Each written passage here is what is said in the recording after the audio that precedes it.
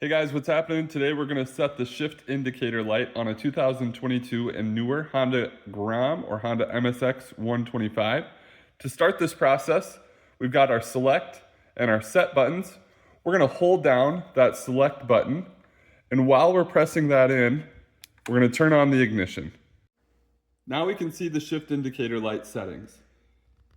If we continue to hit select, we can cycle through the different options.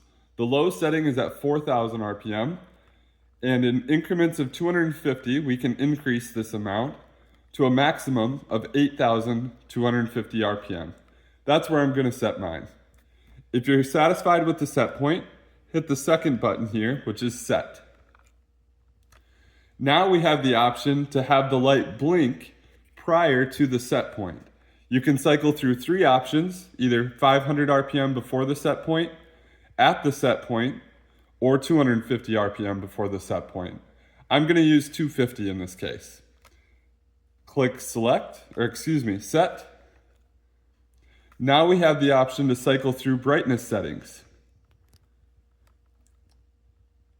I'm going to have the max setting, as most times you're not actually looking at your gauges, especially in a race setting.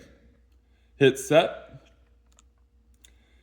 And this final option allows you to see the RPMs build and hold where you hit the max RPM, or you can go to more of a traditional tack where it will not show you the max RPM achieved.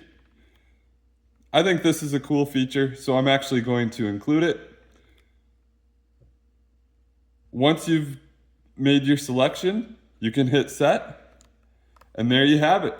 You've set the shift indicator light for your 2022 Honda Grom. If this video was helpful, please like and subscribe for more how-to videos. Thanks guys.